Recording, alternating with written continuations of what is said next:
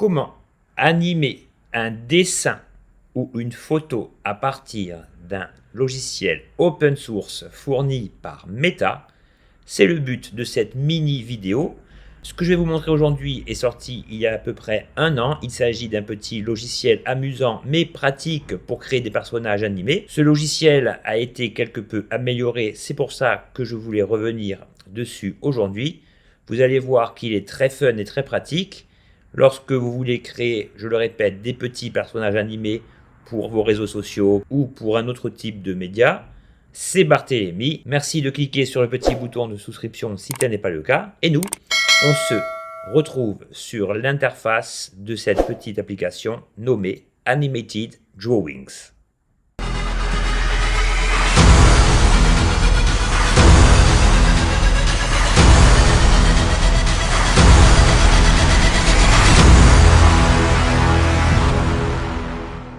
Pour arriver à cette page, vous pouvez taper directement Animated Drawings dans Google ou taper l'adresse figurant ici, sketch.metademolab.com. Alors le principe est simple, il s'agit donc d'un projet du groupe Meta qui vise à animer des dessins enfantins de manière très facile, mais vous allez voir qu'on peut animer bien d'autres choses. Donc ici, vous cliquez sur Get Started. Et ici, vous allez télécharger la photo du dessin que vous voulez animer. Alors, je vous montre, je me suis remis un petit peu au dessin. J'ai créé cette espèce de poule que vous voyez ici. Et une sorte d'autoportrait qui ne m'arrange guère, mais ça va. Je supporte très bien l'autodérision. Et pour le troisième élément, je vous laisse la surprise, le meilleur pour la fin. Donc ici, je clique sur Upload photo. Je double-clique sur mon premier dessin. On voit que ma poule est bien ici. Alors, il y a un élément à considérer, c'est que lorsque vous scannez une feuille, eh bien, il vaudra mieux aller dans un logiciel pour nettoyer un petit peu l'aspect grisâtre lié à la feuille de papier. Donc ici, vous cliquez sur Next.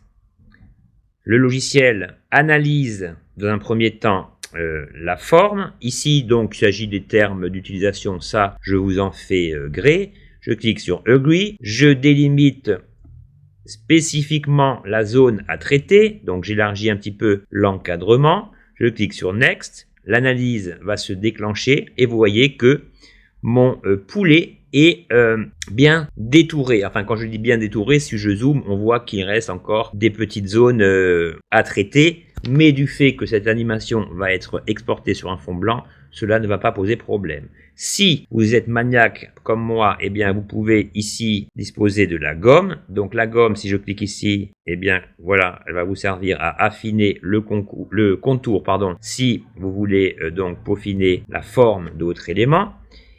Nous, ce que nous allons faire, c'est tester l'animation. Donc, nous allons faire Next. Et ici, c'est très important, il va falloir positionner les points sur les yeux. Donc là, vous avez ici left eye, œil gauche, œil droit. Ici, bon, les oreilles, mon poulet n'a pas d'oreilles, mais je vais positionner mes points comme si c'était le cas. Ici, il s'agit du positionnement des points correspondant aux épaules. Ici, c'est le coude. Donc là, le coude, comme ma poule n'a pas de coude, je vais mettre ça à peu près au milieu pour définir un mouvement qui pourra se déclencher à partir de là. J'en fais de même ici. Là, ça va. Ici, il s'agit des hanches. Donc la hanche, elle est à peu près ici. La hanche droite est à peu près ici. Ensuite, nous avons les genoux. Donc ici, on n'a pas de genoux, mais on va le situer à peu près au centre de la jambe. Et ici, nous avons les pieds. Et là, on devrait être pas mal. Une fois que vous avez positionné ces éléments, alors, ça peut un peu, ceux qui connaissent Photoshop et qui utilisent transformation de la marionnette connaissent ces points d'inflexion qui servent à modifier une image au niveau des articulations. Donc ici, je clique sur Next et très rapidement, voilà, vous allez voir votre poulet dans diverses positions. Donc, c'est vraiment très très bien fichu. Vous voyez que là, il nous fait une sorte de danse et vous voyez que ici, on a vraiment le choix. Alors, je précise que selon l'animation, le rendu sera plus ou moins bien fait. Là, vous voyez, l'aile, elle cache un petit peu le bec, mais c'est quand même pas mal. Et vous pouvez vous amuser très rapidement, à partir d'un simple dessin, à animer ce que vous voulez. Donc, vous avez pas mal d'options liées au mouvement. Voilà, funny, jumping. Donc, vous avez vraiment de quoi vous amuser. On va essayer avec mon autoportrait magnifique. Donc, je reclique sur Drawing. Je télécharge la deuxième photo.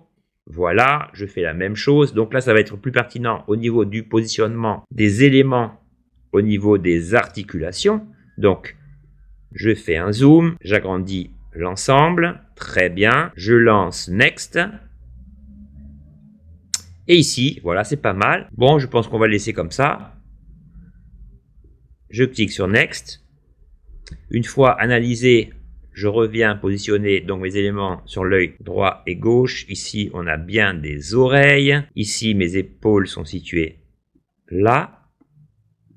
Ici, mon coude est à peu près là. Ma main, on va le mettre au centre de la paume. Ici, cela permet à l'intelligence artificielle de bien discerner les mouvements que je veux. Le genou ici, le genou là, et là on va prendre le haut du pied comme cela. Très bien. Je clique sur Next. Et me voilà sautillant, plein d'allégresse. Donc c'est vraiment bien fait. Donc je vous dis, le seul problème c'est vraiment de nettoyer votre image pour que le personnage soit plus net, mais vous voyez que les animations marchent très bien.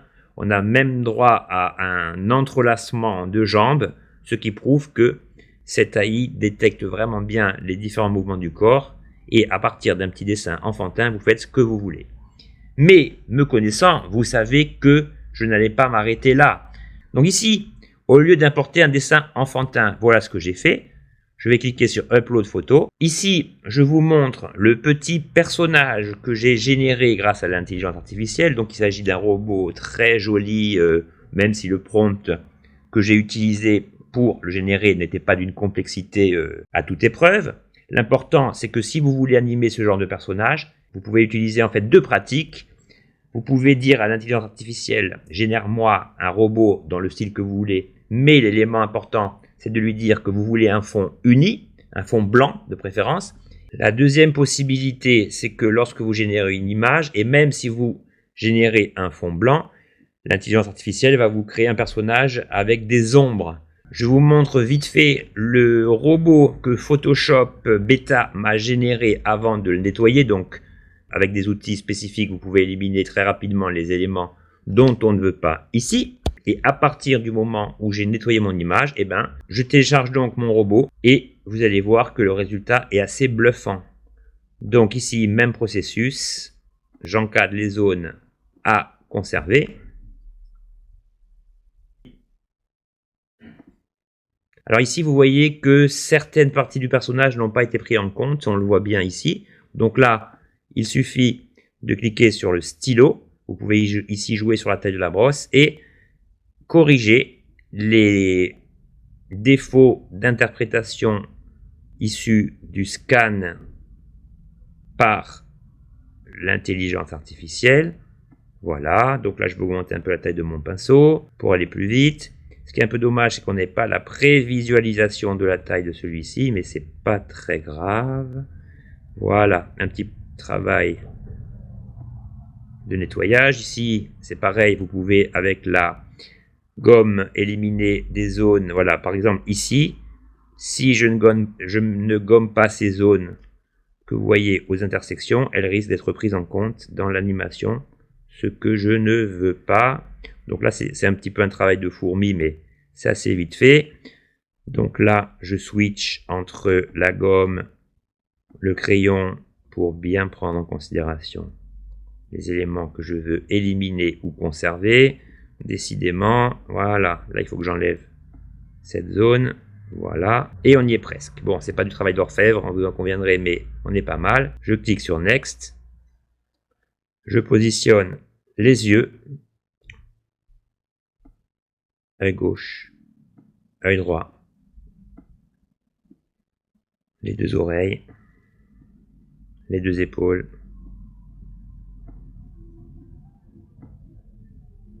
voilà la main, le poignet, les hanches, les deux genoux, et vous allez voir votre robot entamer une danse endiablée. Le voilà. Et vous voyez que le résultat est vraiment bien. Donc, ce que je voulais vous dire, et c'est pour ça que j'ai gardé le meilleur pour la fin, vous n'êtes pas obligé d'utiliser un dessin enfantin, mais vous voyez qu'avec des formes bien détourées grâce à l'intelligence artificielle, vous pouvez vraiment obtenir tous les personnages que vous voulez et dont vous avez besoin pour vos animations. Pour être tout à fait complet, pour les gens qui veulent apporter plus de modifications, si par exemple vous voulez insérer un fond vert et que vous n'avez pas la technique, etc., il existe le site officiel de Meta qui vous donne plein de ressources et de conseils à cet effet. Il s'appelle github.com. Donc une fois dans ce site, si vous êtes abonné à Facebook, la connexion se fera automatiquement sans que vous ayez besoin de créer un compte. Vous tapez ici le nom du logiciel Animate Drawings et vous trouverez pas mal de tips, vous voyez. Voilà, là donc il y a des exemples de personnages détourés avec un mec en train de danser, c'est vraiment sympa, vraiment bien fait. Et donc je vous laisse fouiller là-dedans, car pour tout vous dire, je ne me suis pas livré à une analyse complexe de ce site, mais c'est le site référent lorsque vous voulez, grâce à un langage Python, complexifier et permettre d'apporter à vos animations d'autres réglages plus complexes. Je voulais juste revenir sur ce logiciel car il me paraissait sympa à traiter. Je vous souhaite une bonne journée. On se retrouve très rapidement autour de vos thèmes préférés. Ciao!